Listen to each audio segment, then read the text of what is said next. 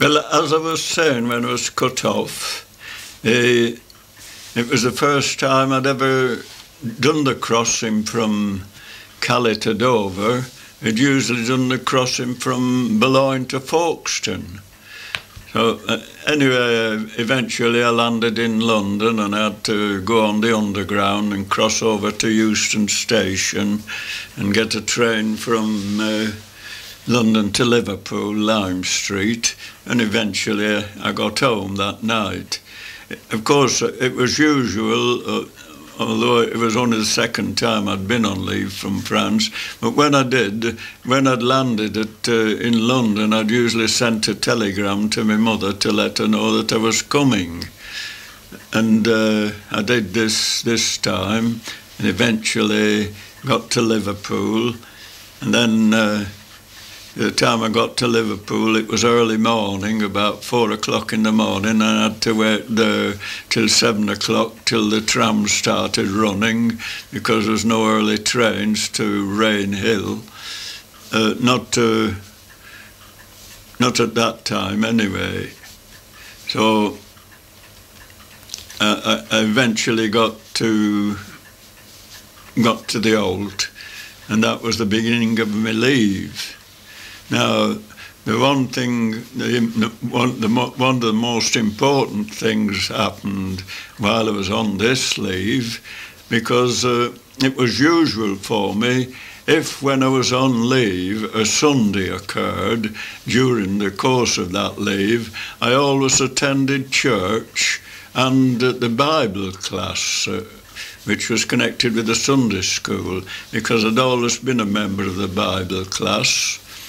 Well, the Bible class was always held in the minister's vestry, because there was only about a dozen of us. And I remember we went into the minister's vestry, and we were all sat round, and I happened to be looking round at all the faces, and right opposite me was a young woman, and who I recognised it immediately, but I hadn't seen her for years and years, because when I left school, she continued at school till she was 14, and then she went into service, and as a girl who went in service only got home one night a week, and she only had one day off a month, in the times when she was at home, I never got the chance to see her, and therefore I hadn't seen her for about 5 years or more. Now, this young woman, I suppose you've got some idea now of who I'm talking about, because I've told you the story before, and that this young woman was your mother, Edie Lyon, as she was then. And I looked across at her, and I smiled, and she smiled back. And of course that was the beginning.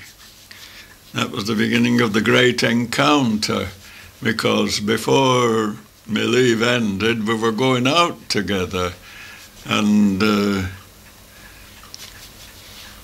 as I said, that was the beginning of our courtship. Well, I went back to France at the end of my leave. I got as far as Verviers in Belgium, and as I told you before, the chateau in which we were billeted at La Louveteur was about 4 miles from Verviers, and I'd intended to get off the train at Verviers and make my way from there to the chateau, to the aerodrome. Well, the train went straight through Verviers station without stopping. It had stopped at Liège, but its next stop was Cologne in Germany, and I didn't know this, but when it went right through, of course, I was wondering what was going to happen. I was seeing myself landing in Cologne and then having to come back again. But about 2 miles outside Verviers, the train was pulled up opposite a signal, and of course I got out through the window immediately, and I crossed some fields and got onto the road and made my way from there to the aerodrome. Well, when I got there was nobody there. They'd moved. But the chateau was still empty, there was no one in it. So I brought some food back with me that I'd been given while I was at home, because food that we was issued with in the army and the flying corps wasn't very great. So I went inside the chateau into the room where I'd always been, and I sat down and I ate some dinner, and then I went out and had a look round. And while I was looking round, one of a tender came with some flying corps men in it, and they were men who'd originally been on this aerodrome. So I asked them to tell me where the squadron had gone to, and they said, "Oh, well, we're going back there, I'll take you back with us." So they took me back, and we landed at a place called Sartley Spa, which was about 3 miles from the Belgium town of Spa. It was just a village. Nice little village too it was. But although there was a few Royal Flying Corps men there, when I got back, it seemed that, I don't know what had actually happened, it seemed as though the squadron had disappeared and they'd just left the wireless men behind. And when I got in the village and I got in touch with the wireless men who'd come over, because they told me that once again the government's plans had been altered.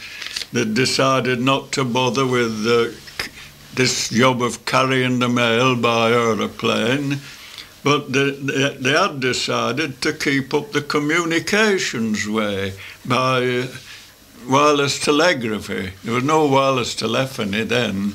You could only communicate by the Morse code. And of course our job was to set up a station there and pass the messages on as they came through to us. So things were anyhow at that moment, and we set to putting the masts up for because we'd got a big. It was going to be a transmitting station now, as well as a receiving station, in a big way.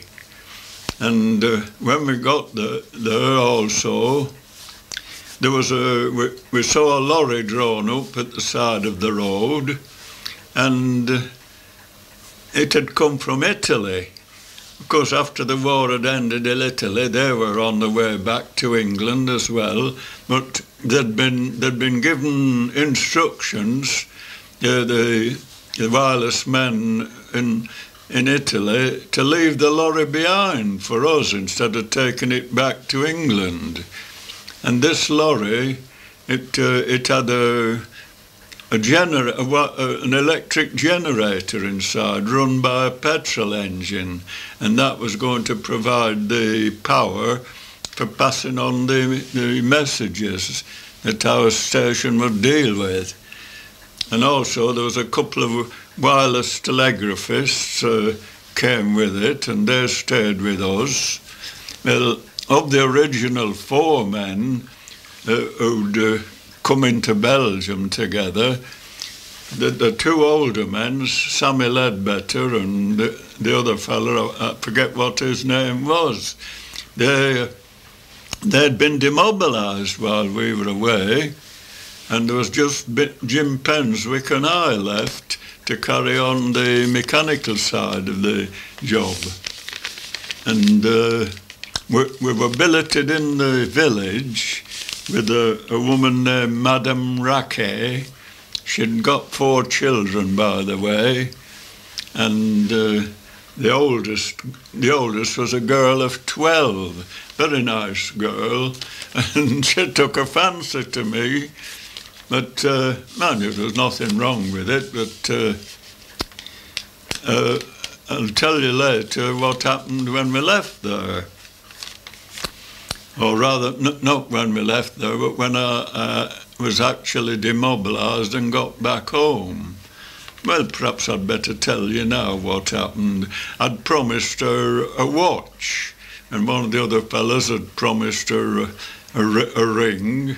We'd promised her these presents because she was such a nice girl. She was only 12 years of age.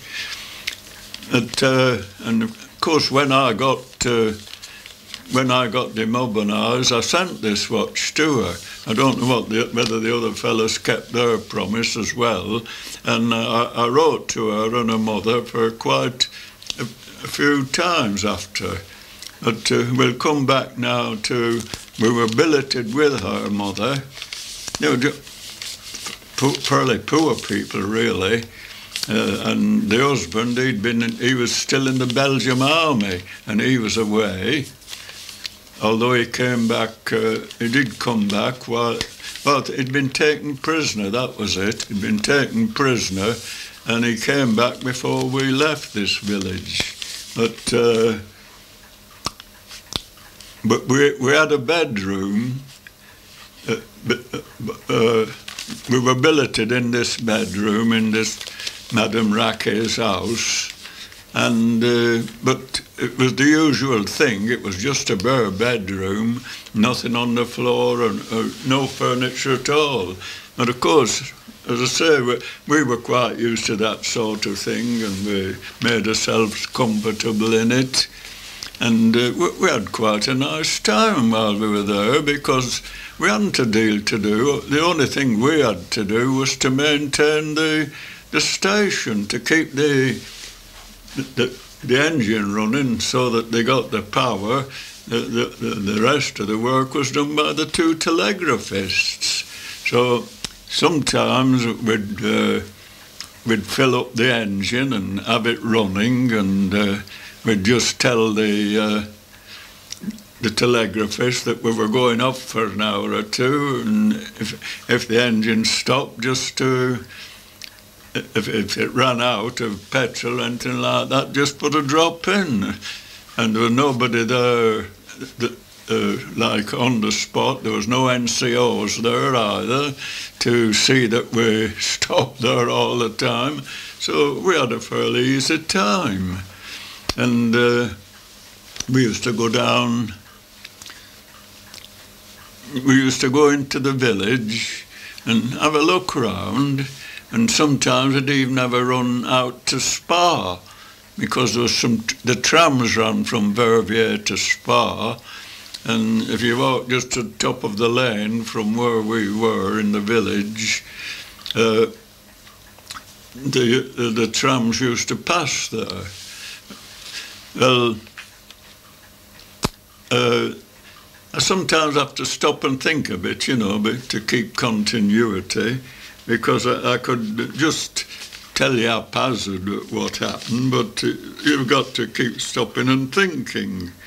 But, there was one case, one thing that I perhaps ought to tell you, that there was a young woman in the village named Gabriel, you would call it, and she was quite a good-looking young woman too, and she came talking to Jim Penswick and I. Of course, I mean, it's only natural, isn't it, that sort of thing, but she'd got a flat in Spa, and she asked us to come and visit her in her flat.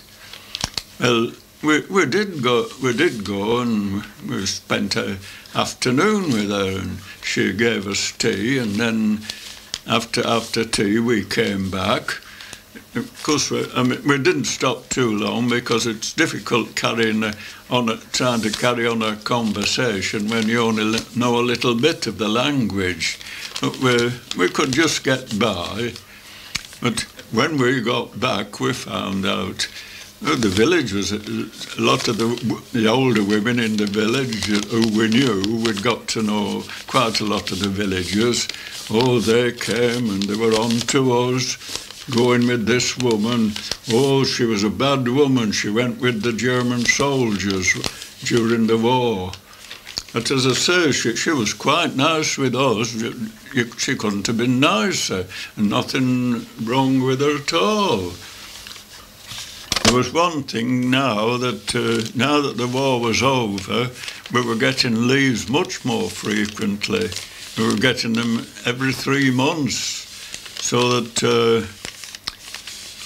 I actually soon after we left this place soon after, because the government, the powers that be, those who rule this sort of thing, it seemed that after the war was over they didn't know what they were doing properly, and you'd be given orders to do one thing, and after a week or two they'd change their mind, and obviously they'd change their mind over this telegraphic system, because they closed this particular place down at Sartley Spa, and we were moved to a place just outside Liège called Angers-Liège, which of course means Arns near Liège.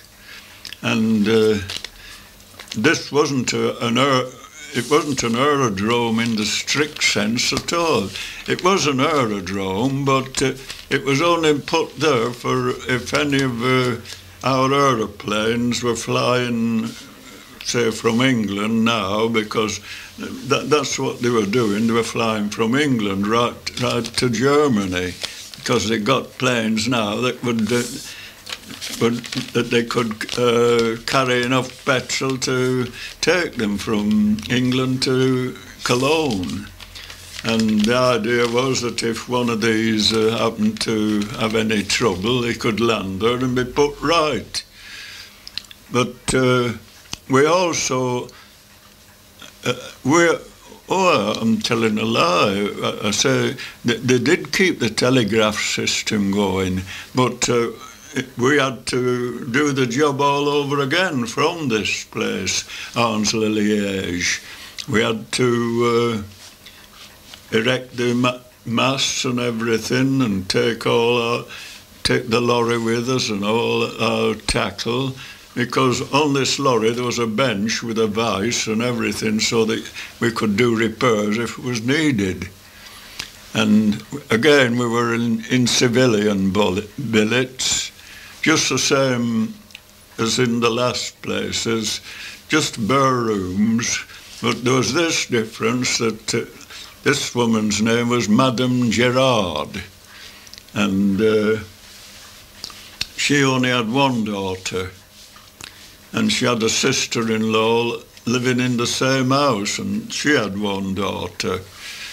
But she was a very nice woman, and she used to give us a breakfast free in the morning, because, as I told you, the food that we got in the army wasn't very satisfying, and we had to look after ourselves a lot.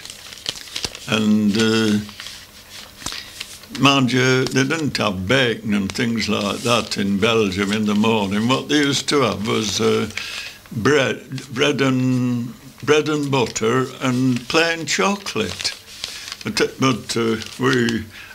we started joining them for breakfast. As I say, she'd invited us to do that, and that's what we used to have for breakfast.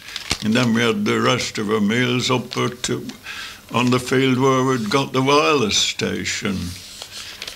But we were able to to see quite a lot of Liège. Liège is a lovely city, quite a big one too.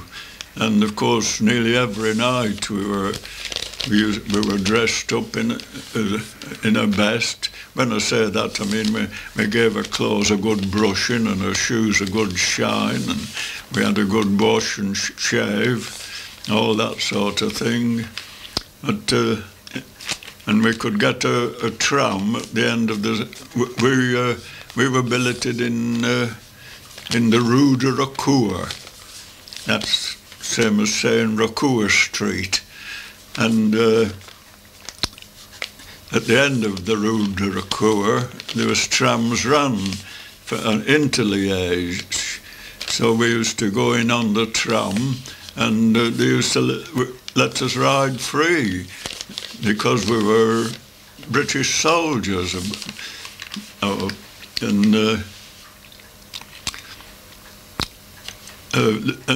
I was there, I saw the first of our double-engine planes. I'd never seen a double-engine plane before, because all the planes that we'd used were all single-engine.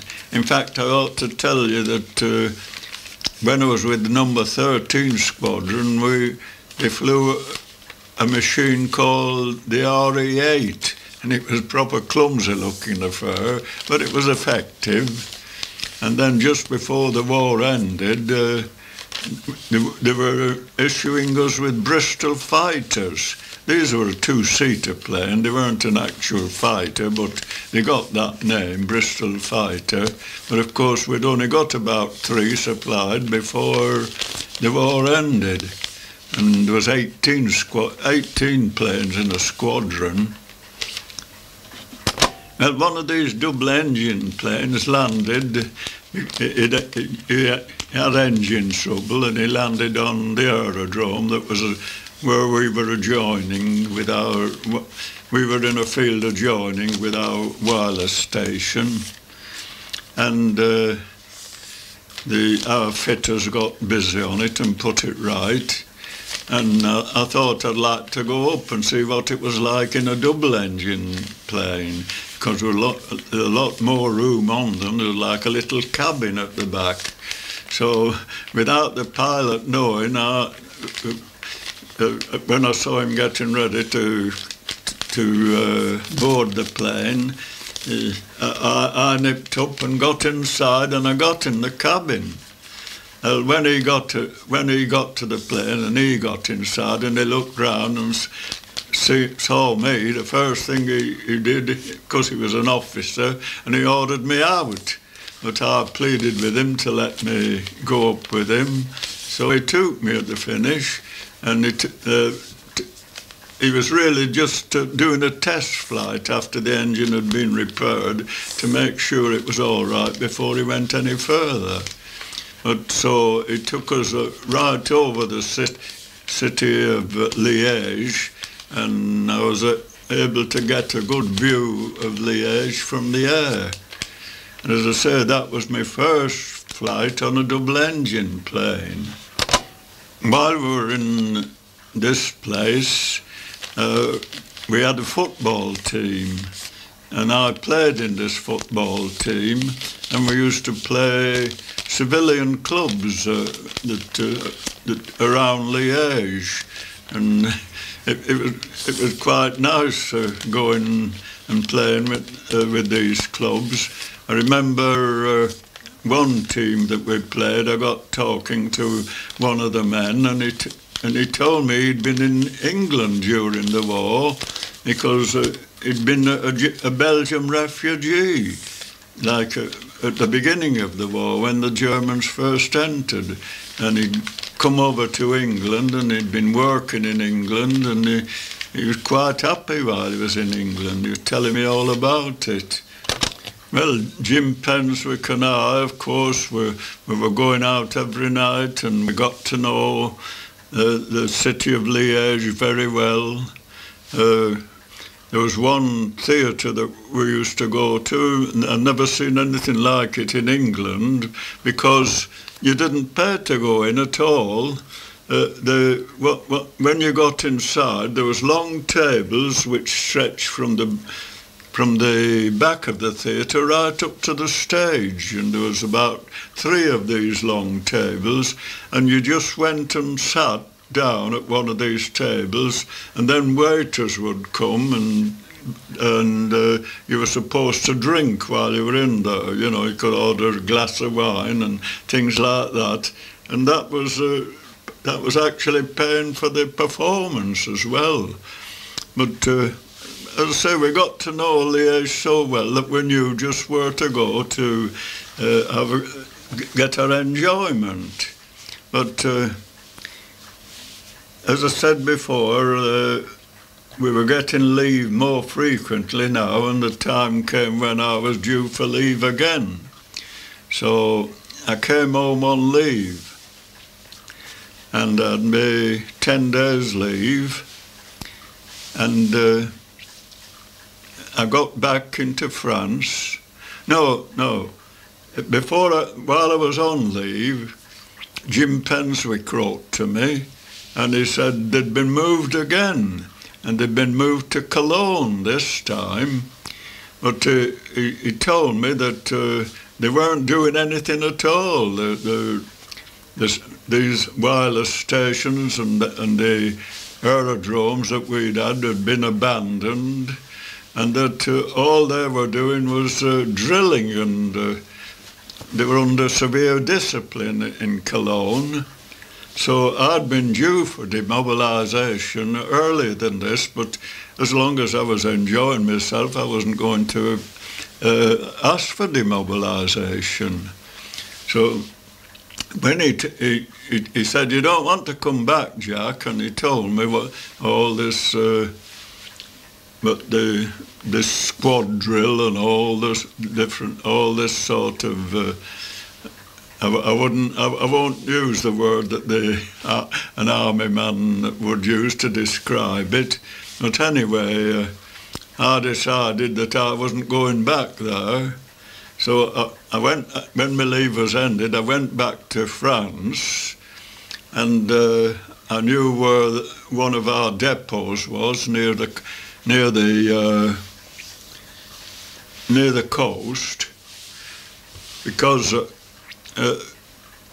at one time, which I've forgotten to mention earlier on, I don't know how it occurred now, I've forgotten quite how it occurred, but I spent about a month in this particular depot acting as a clerk for men who were being demobilised from France. We had to make lists out and all about them, and they were short of clerks, and they'd called on me to help, and I did about a month of this.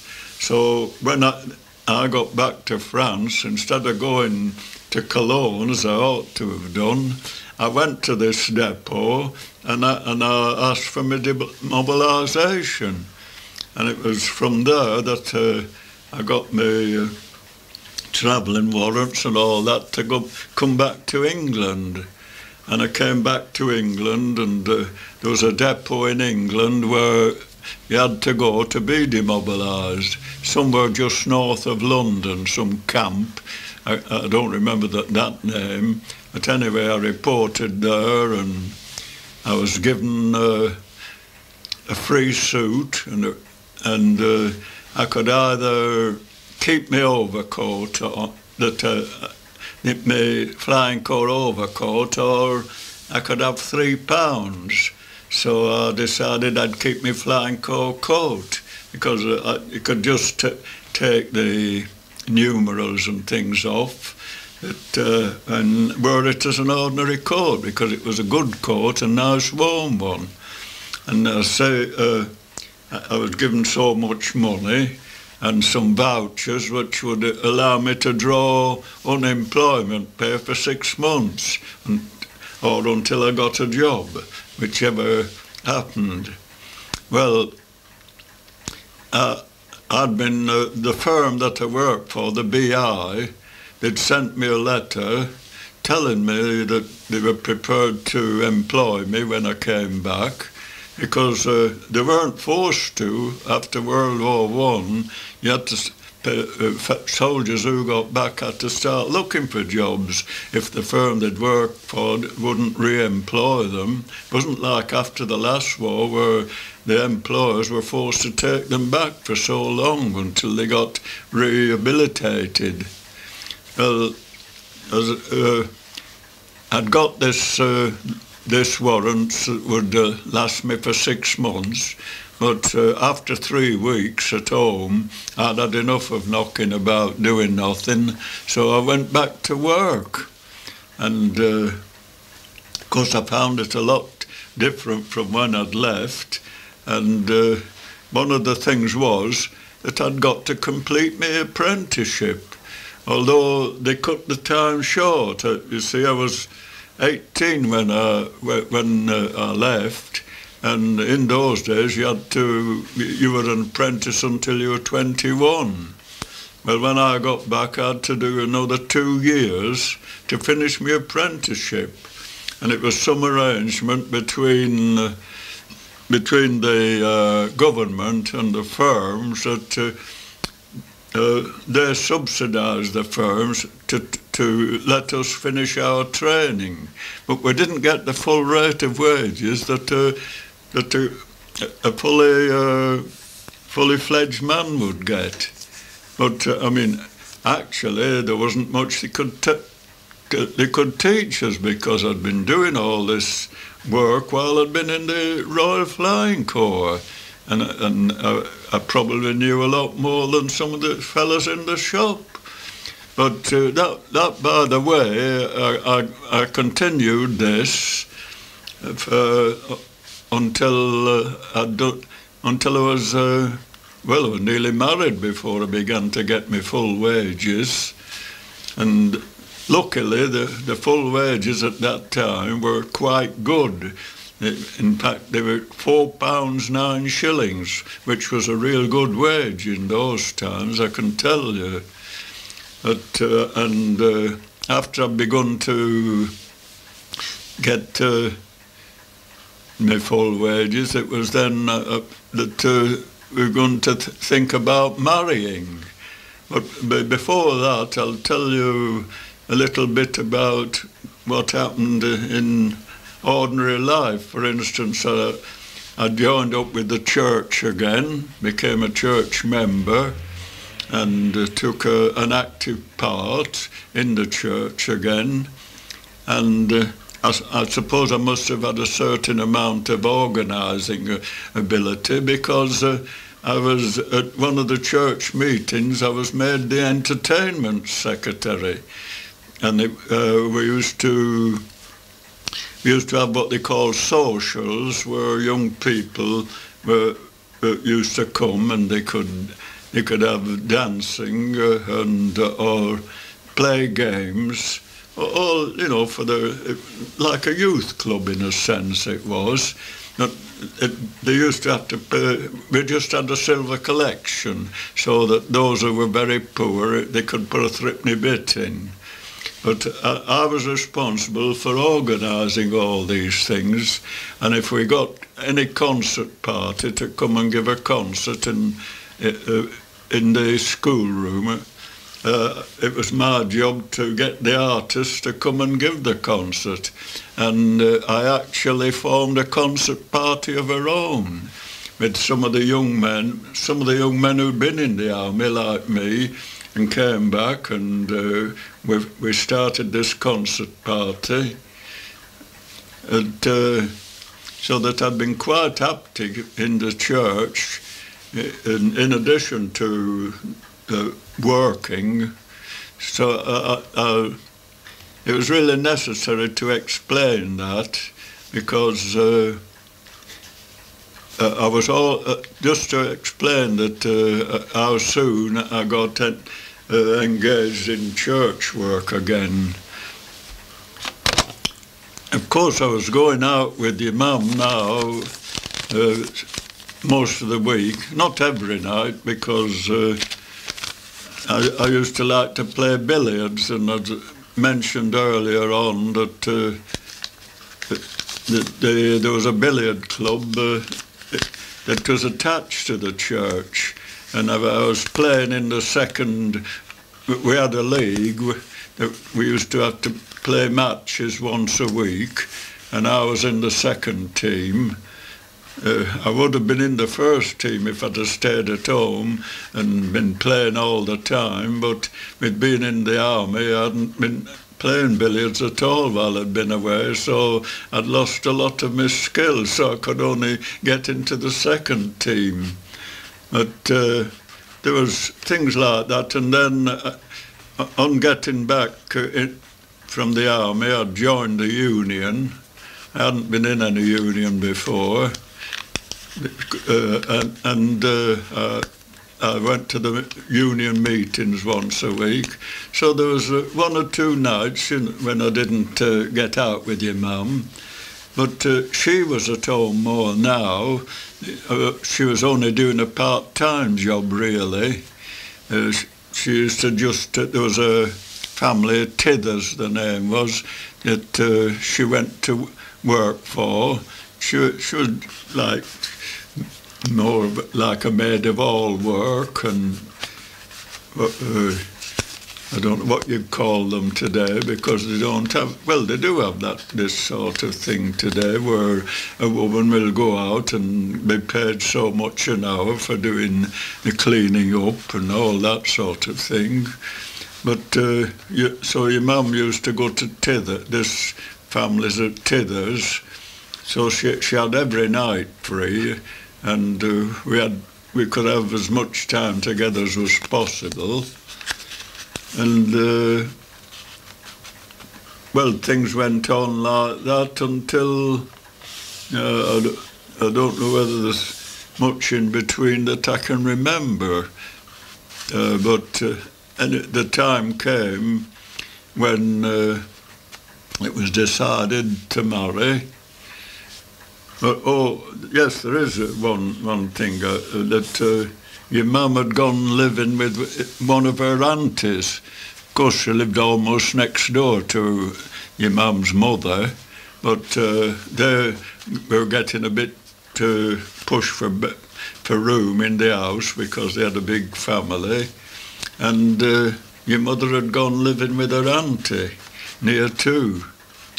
And in the summer, when the holidays came, we all went on our holidays together, the auntie and uncle, and your mum and her Aunt Annie. Of course, the sleeping arrangements, we were in the same digs, and the sleeping arrangements was that I slept with her uncle and she slept with her aunt. And that was at Fleetwood, which is north of Blackpool. And we had some nice holidays there. In fact, we liked the place so much that that's where we went for our honeymoon. Although it was a late honeymoon, but I'm getting a little bit ahead because you'd probably want to know a bit about the wedding. You must remember that the standard of living was much lower in those days than what it is now, and it was very difficult to save, especially in the case of young fellas like myself who had been away in the forces for years and had had no chance to save. So what I had managed to save was necessary to get furniture with, because all the furniture we got was second-hand, but at any rate we paid cash for it because we didn't want to start off with buying a lot of furniture and having to pay for it later on. There wasn't quite so much of that sort of thing in those days as there is today either. But the thing was, we fixed up the wedding for Whitsuntide in 1921. that was May the 14th. And because of this need to spend all our money on necessary things, we couldn't afford the kind of reception, for instance, that people have today at weddings. So the reception was held at my wife's mother's, Mrs. Lyon. And we didn't have any honeymoon because our holidays were in August, and of course if we took a honeymoon that would take up more money that we couldn't afford, so we decided to wait to take our honeymoon in the August holidays. And another thing was that we had 2 rooms in your mum's mother's house. They had a little bit more room than my mother, because at that time there was very little building was going on, and there'd been very little there'd been no building at all during the war, and there was no such things as council houses up to then. All the houses that were built by people who built them as an investment, private people, so that they'd have something, an income when they retired. Now, we saw that we had 2 rooms, as I mentioned, in my wife's mother's house. And if that was Critchley Cottages, one of the houses in Critchley Cottages in Holt Lane. Now, we were married at the Old Congregational Church, and unfortunately just at that time my mother, who already had a big family, had the week before had born her 10th child, so she wasn't able to be present at the wedding. And because my father was still quite a lot of children at home, my father had to stop at home to look after my mother, because they didn't go into hospital to have the children in those days, and it was usually about a fortnight after they'd had the child that they got up and started knocking about. At any rate, they didn't go out of the house under a fortnight. So neither my father nor mother were present at the wedding. And your mum's mother, she had to stop at home to provide the reception, so she wasn't present either. So the only parents was your mum's father, who of course attended to give her away. Now, we invited most of my brothers and sisters, and your mum's brothers and sisters, and there were just 1 or 2 friends, very close friends of both of us, mostly of your mother's. And the wedding went off quite nicely. We all had a nice time under the circumstances.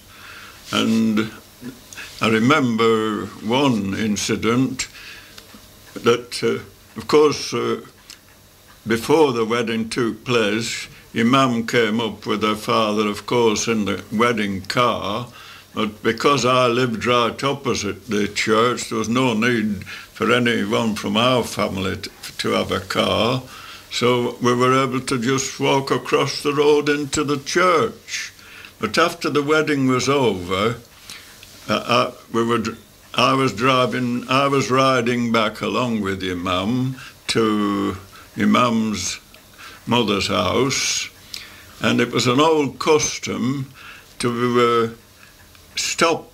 Some of the local men would put a rope across the road and they stopped the car, and you had to pay a forfeit before they'd let you pass. And then they'd go into the pub nearby and drink your health. And of course this happened to us. And then after we'd paid the forfeit, we went on to Grandma Lyons. No, I'm making a mistake again. It wasn't Grandma Lyons. It was your Grandma Lyon. There was one thing, as I mentioned, because of the necessity to looking after her money and not chucking it about. In those days, we used to have to work Saturday mornings, and I worked right up to Saturday morning, just as usual, although the wedding was for 3 o'clock in the afternoon. But we had to think more about what we'd have, the charges we'd have to meet after the wedding was over. So we had to do the best we could and do away with certain things that people would do today when they get married. I might say that the 2 rooms that we had in Grandma Lyons was upstairs bedroom, and we had the parlour, because there was both a kitchen and a parlour to this house, and as the parlour had a grate in as well, that was our living room. Of course, I'm really telling you these little bits because I know I'm coming to the end of the tape, and I don't want it to snap off in the middle of a sentence, because when I start to tell you more of a married life, I want to start on a new tape. When I mention your mum, I'm thinking of more of you, Joan, and Eileen and Sheila. Of course, it'll sound a bit queer if anyone else was listening to it and I was referring to your mum, because naturally it wouldn't be their mum. I know it might sound a bit disjointed what I've been saying over this last few minutes, but it's not all that easy, especially when you're getting on, because although I've